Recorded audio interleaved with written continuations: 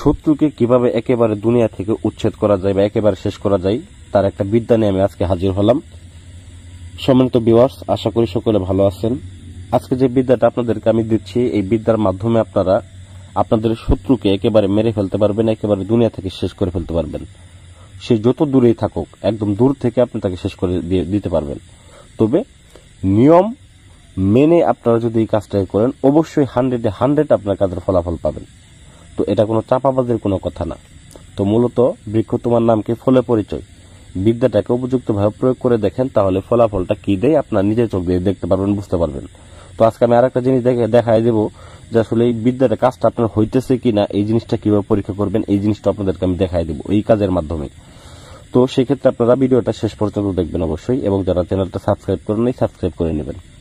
তো প্রথমত বলি যে স্ক্রিনের ভিতর দেখতে পাচ্ছেন যে আমি ব্লেড, 3টা তাবিজ, একটা কড়ি, একটা পুতুল সংগ্রহ করেছি এবং ছোট্ট একটা আসর করে বসেছি। তো আমার একটা বানের কাজ ছিল শ্মশানঘাটিতে। তো আমি বানের কাজটা কমপ্লিট করে শেষ করে তো তারপর আপনার জন্য একটা ভিডিও বানাইতেছি লাইট দিয়ে। তো আপনারা অবশ্যই আমার এই ভিডিও বানানোর মূল্য দিবেন এবং একটা লাইক দিয়ে যাবেন ভিডিওতে। তো যাই হোক ভিউয়ার্স, এটাকে কিভাবে করবেন, এই কাজটা করার জন্য যে কোনো শনিবার অথবা মঙ্গলবার দিন আপনারা এই কাজটাকে করবেন, অবশ্যই যে কোনো শনিবার অথবা মঙ্গলবার দিন। তো এই কাজটা করার জন্য প্রথমত আপনারা বাজার থেকে 3 ধাতু 3টা তাবিজ বানিয়ে নিয়ে আসবেন। একটা লোহার, একটা তামার আর একটা রূপার হলেও হবে। যে কোনো 3টা ধাতু দিয়ে 3টা তাবিজ বানিয়ে নিয়ে আসবেন এবং একটা কড়ি সংগ্রহ করবেন, আর একটা পুতুল সংগ্রহ করবেন, একটা ব্লেড নেবেন এবং এই নকশাটাকে দরকার হবে। এবং যে শত্রুটাকে মারবেন এই শত্রুটার নাম, শত্রুটা যদি ছেলে হয়ে থাকে পিতার নাম, যদি মেয়ে হয়ে থাকে মাতার নাম, এবং শত্রুটা কোন জেলায় থাকে মানে কোন জায়গায় থাকে ওই জেলার নামটা লাগবে। এতটুকু হলে আপনি শত্রুটাকে শেষ করতে পারবেন, আর কিচ্ছু লাগবে না আপনাকে। তো সেক্ষেত্রে প্রথমত আপনি আসন করে বসবেন, পবিত্র অবস্থায় আসন করে বসবেন। আসন করে বসার পরে অবশ্যই আসন করার কিছু নিয়ম শৃঙ্খলা আছে। যারা এগুলা কাজ করেন তারা অবশ্যই জানেন, আর যারা জানেন না তো অবশ্যই আমার স্ক্রিনে নাম্বার দেওয়া আছে, যোগাযোগ করবেন। ইনশাল্লাহ আমি আপনাদেরকে বলে দিব বা সঠিক পরামর্শ দিব যদি না করতে পারেন। তো দেখেন, প্রথমত এই কাজটা করার জন্য আপনারা এরকম নকশা আপনারা 3টা অঙ্কন করবেন। 3টা নকশা অঙ্কন করবেন।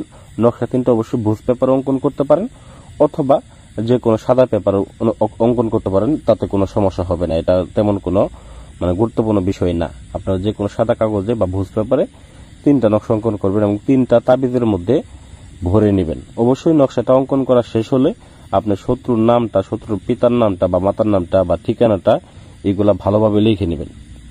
পরিশেষে আপনাদের যে কাজ সেটা হচ্ছে ভিউয়ার্স, এই 3টা তাবিজে ভরার পরে মোম দিয়ে ভালো করে তাবিজের মুখগুলাকে বন্ধ করে নেবেন এবং একটা তাবিজ আপনি একটা কড়িতে ভরবেন, আর একটা তাবিজ একটা পুতুলের মধ্যে ভরবেন, আর একটা তাবিজ আপনি রেখে দিবেন। ওইটার কাজ আমি পরে বলতেছি।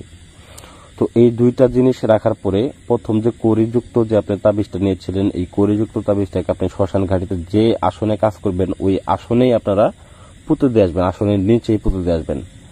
আর দ্বিতীয় যে পুতুলের ভিতরে রেখেছিলেন এই পুতুলের ভিতরটা এটা একটা কবরস্থানে ঘিরে দিয়ে আসবেন এবং একদিন রাখবেন, 24 ঘন্টা রাখবেন পুতুলটাকে কবরস্থানে রাখবেন এবং একদিন পরে পুতুলটাকে উঠায় নিয়ে আসবেন।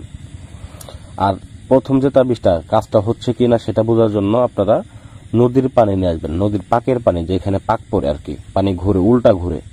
তো এই উল্টা ঘুরার পানি আপনারা সংগ্রহ করে নিয়ে আসবেন। নিয়ে আসার পর ওই তাবিজটা আপনারা ওই পানির মধ্যে রেখে দিবেন শুধুমাত্র। তো এখন বিষয় হচ্ছে যে ওই পুতুলটাকে 24 ঘন্টা পরে কবরস্থান থেকে আনার পরে ওই পুতুলটাকে আপনারা যেখানে যেখানে আঘাত করবেন শত্রু ওইখানে আঘাত পাবে। পুতুলের গলা যদি কেটে ফেলেন ওই শত্রুর গলা ব্যথা হয়ে যাবে, গলা কেটে যাবে না তবে গলা ব্যথা হয়ে যাবে। হাত যদি আপনারা মুচড়ান সেক্ষেত্রে দেখা গেছে যে হাতে ব্যথা পাবে, ঠিক আছে, এমন ভাবে ব্যথা হবে প্যারালাইসিসের মতো হয়ে যাবে একদম। পরিশেষে আপনার গলাটা একবারে কেটে ফেলেন, সেক্ষেত্রে গলা ব্যথা হইতে হইতে আপনার 7 দিনের মাথায় শত্রুটা মৃত্যুবরণ করবে। তো আপনার কাজটা হয়েছে কিনা এটা বোঝার জন্য ওই গঙ্গার নদীর যে আপনি পানি এনেছিলেন, নদীর পানির ভিতরে যে তাবিজটা রেখেছিলেন ওই পানির দিকে তাকালে যখন দেখবেন কালো হয়ে গেছে পানিটা, ওই সময় বুঝবেন আপনার কাজটা হয়ে গেছে। আর যদি পানি পরিষ্কারই থাকে বা হালকা শ্যাওলা পড়ে সেক্ষেত্রে বুঝবেন যে আপনার কাজটা হয় নাই। যদি কালো মিচমিচা হয়ে যায় ওই সময় বুঝতে পারবেন যে আপনার কাজটা 100% হয়ে গেছে। তো যাই হোক ভিউয়ার্স, আশা করি ভিডিওটা ভালো লাগবে। ভালো লাগলে অবশ্যই লাইক করবেন, কমেন্ট করবেন এবং চ্যানেলটাকে সাবস্ক্রাইব করতে ভুলে যাবেন না। ধন্যবাদ সবাইকে। আসসালামু আলাইকুম ওয়া রাহমাতুল্লাহি ওয়া বারাকাতুহু।